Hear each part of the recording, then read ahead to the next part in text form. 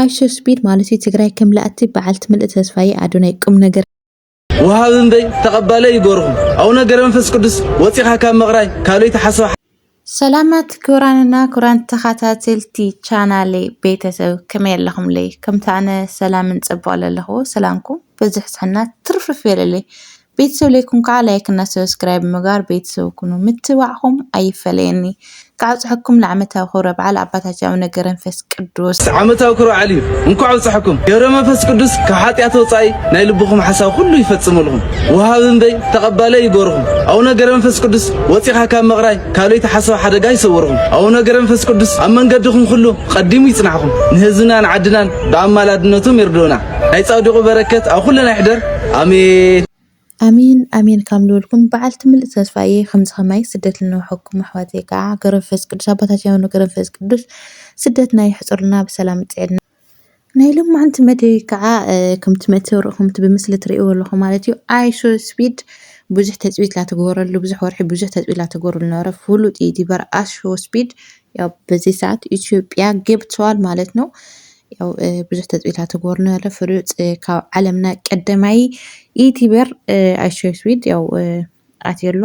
ጽቡቕ ኣብ ኢትዮጵያ ጽንሕሉ ጽቡቕ ግዜታት ጽቡቕ ግዜ ንኾነሉ እናተመነኹ ኣብ ሰዓት እዚ ማለት ላይቭ ስትሪም ብዙሕ በሽሓት ሰብ ያው እናተኸታተሉ ያው ኣብ ላይቭ ስትሪም ኮይኑ ይዘር ስለለሎ ያው ለሓንቲ ክዳን ግን 60,000 ኢሎሞ ደንጊጹ ቶ ምስኡ ዝነበረ ሰብ ከዓ ያው ሓፊሮም ማለት እየና እሱ ንኸፋልጥ እምበር ሓንቲ 60,000 ስለልሰጡ እሳቶም ንርብሕዎ ነገር የለና ዓድና ባህል ኮ ዝኮይኑ ይውለጽልእ ማለት እዩ ብሕዚ ጀሚሮምሲ ያው ስለረአይዎ 60,000 ኢሎሞና 60,000 ክሽወጥ ለይኽእል ሓንቲ ክዳን ስለምንታይ 60,000 ሓምበለሎ ብጣዕሚ ይልድብ ዓድና ኸፋልጠልና ብዙሕ ሰብ ያው ንኸፋልጠልና ልበዓል ኣዶናይ እውን ክሻዕ ዘላ ተጸበይዎ ዝነበሩ ያው ብዙሕ ከፋልጠልና ናይ ባህሊ ክዳን ተኸዲኖም ንኽወፂ ብቻ ብዙሕ ጅግት ለሓሰብ ነይሩ ኣዶናይ ማለት እዩ ብውሽጢ ከዓ ብዙሓት ተጋሩ ንትግራይ አይሾ ስፒድ ንትግራይ ንሒዝዎ ንኽመጽእ ማለት ናይ ኣዶናይ ነገር ከም ትፈልጥዎ ስለልኾነ ማለት እዩ ያው ውሽጢ ብዙሓት ሰብ ናጽሓፍሉ እዮም ንአይሾ ስፒድ ትግራይ ሒዝዎ ንኽኣቲ እቲ በዓልቲ ምልእ ተስፋዬ ኣነ እውን አይሾ ስፒድ ማለት ትግራይ ንኽሪኦ ማርያምን ኣዶናይ እስኪ ምናልባት ቁም ነገር ከገብር ይኾን ኣይፍለጥ ማለት እዩ አይሾ ስፒድ ትግራይ ሒዝዎ ክመጽእ ይኾን ምክንያቱ ባህልታትና ቅርስታትና ንኸፋልጥ ከውን ያው አይሾ ስፒድ ሞጺ ማለት ብዙሕ መስሕብ ቱሪዝም ማለት ብዙሓት በኣሽሓት ዓለም ስለተካታተሎ ያው ትግራይ የፋልጣሉ ማለት እዩ ስለዚህ ብዙሕ መስሕብ ቱሪዝም ንኽኣቲ ዓብይ ጽልዋ ዓብይ ግደ ስለለለዎ ኣይፍለጥ ቁም ነገር ክገብር ይኾን ኣዶናይ ያው ብውሽጢ መስመር ሓደ እውን ኣዶናይ አይሾ ስፒድ ትግራይ ሒዝካዮ ከም ትመጽእ ያው ብውሽጢ ጽሕፍናልካ ኣለና ርኡየ ኢኻ ቢያንስ ንኡሽተይ 50% ዝኸውን ስምዕና ምናምን ላዋሉ ብዙሓት ላተናገሩ እዮም ማለት እዩ ከም ኣብነት ገዛ ሰሓቅ ምናምን ላተናገሩ ነይሮም ንትግራይ ከኣቲ ይኾን ኢልኩም ተጽቢት ኣለኩም ዶ እስኪ ኣነ በዓልቲ ምልእ ተስፋዬ ብእውነት ክመጽእ ከኣቲ ይኾን እዩ ትግራይ ከኣቲ ይኾን እዩ በዓልቲ ምልእ ተስፋዬ ምክንያቱ ብዙሕ ምንታን ብዙሕ ነገራት ቅርስታትና ከፋልጠልና እስኪ ኣነ በዓልቲ ምልእ ተስፋዬ ከም ለኣቲ ትግራይ ማለት እዩ ግን ሓደ ነገር ለናደ ነገር ንእሲ ኣብ ልኾነ ዕዳጋሲ በቃ ልኾነ ሓደ ፍሉጥ እንተሞፂስ ዕዳጋ ኣጋኒን ካብ መጠን ልልዓል ጌርካ ለይረብሕ ነገርሲ ግን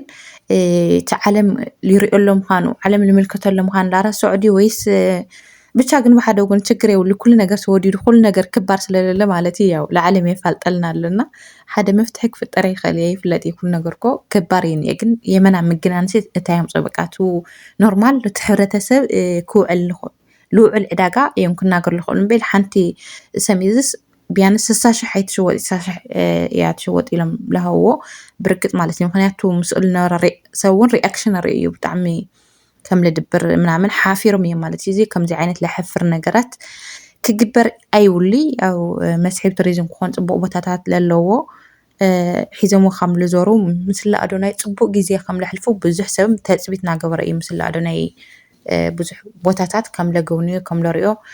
ባህልታትን ዓድታትናን ከም ለፋልጦ ያው ላተናገረ እዩ እዚ ዕድል እዚ ክንጥቀመሉ ኣለና ክንሰርሐሉ ኣለና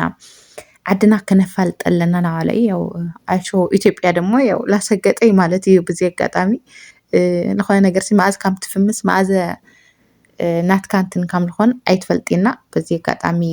ልኡል መስል መልክዑ ልወፃ ኣይሾ ኢትዮጵያ ማለት እዩ በዚ ሰዓት ያው ሰብስክራይቡ ላወሰኸ ምስ ኣደናይ ኮይነ ያው ላሰርሑ ላሰገጡ እዮም ብሓደ ኮይኖም ብሓፈሻ ግን ያው ከም ኢትዮጵያን ማለት እዩ ሓድነትና ሕብረትና ተኻልእት ታሪኽናና ጽቡቕ ነገራትና ማለት እዩ ጽቡቕ ጊዜ ጽቡቕ ታሪኽ ብጽቡቕ ጻንሒት ከም ዝነበሮ ያው ብሕዚ እውን ቡና ጥዒሙ ያው ቡና ናይ ኢትዮጵያ እንታይ ተሓዊሱ ወዲ እናበለ እዩ ብዙሕ ኢሉ ሰብላ ተናገር እዩ ማለት ኣብ ላይ ብስትሪም ስለለለ ሕዚ ኣብ ሰዓት እዚ ኣብ ላይ ብስትሪም እዩ እኒአና ያው ጽቡቕ ጊዜ ንኽህልዎ ከምኡ እውን እስኪ ያው ኣነ ታርጌቴ ንትግራይ ክኸድ በዓልቲ ምልእ ተስፋ እየ እሱ እየ እውን ልምነ ኣለኹ ማለት እዩ ምክንያቱ ብዙሕ ነገራት ኣመሓላሊፉ ብዙሕ ታሪኽ ኣቕሚጡ ክኸድ ልብል ተስፋ ስለ ዘለኒ እዩ እና ኣደናይ ቁም ነገር ከገብር ኢለ በዓልቲ ምልእ ተስፋ እየ ንትግራይ ሒዝዎ ከም ልኸድ ያው በዓልቲ ምልእ ተስፋ እየ ማለት እዩ እሱ እውን ተፅቢተይ ዝቐረበ ኣብ ቀረባ መዓልቲ ኣይሸሽቢድ ትግራይ ኣትዩ ክሪኦ ተፅቢት ይገብር ምክንያቱ ቀሊል ነገር ኣይኮነ ዓለም ትምልከቶ ብዙሕ ተኸታተለ ኣለዎ ብዓለም ደረጃ ቀዳማይ ዩቲዩበር ስለዝኾነ ማለት እዩ ንትግራይ ኣዶናይ ንትግራይ ሒዝዎ ኸድ ሕዚ እውን ደጋጊመ ማለት እዩ በዓልቲ ምልእ ተስፋ እየ ያው ቪድዮ ከዓ ኣጋጣሚ ዕዱል ጌርና ያው ትግራይ ተኣቲ ግን ጽቡቕ ኣቀባብላ ከም ልግበሮ ጽቡቕ ጻኒሒት ብጽቡቕ ህዝብና ከም ንቕበሎ ያው ጋሻ ተቐባሊ ስለዝኾነ ከም ንቕበሎ በዓልቲ ምልእ ተስፋ እየ ያው ካብኡውን ትግራይ ከኣቲ ኮይኑ ኣዶናይ ስለዘሎ እዚ ፍሉጥ ነገር እዩ ብጽቡቕ ነገር ከም ልኣቲ ጽቡቕ ጻኒሒት ከም ልነብሮ ንትግራይ ክመፅኡ ምንም ልጠራጠሮ ነገር የለይ ያው ትግራይ ህዝቢ ተቐባሊ ጋሻ ተቐባሊት ስለዝኾነት ያው ኣይንሓፍሪ ሓፊርና ስለለይንፈልጥ ብታሪኽና ማለት እዩ ያው ኣይንሓፍሪ ማለት እዩ ኣነ እኳ ኣይሾ ስፒድ ማለት እዩ ብኣካል ብለይ ምርካይ ኣብኡ ብለይ ንሕይ ንእሽተይ ላተሰምዐኒ እኳ ዋላ እኳ ትኸነ ነገር ግን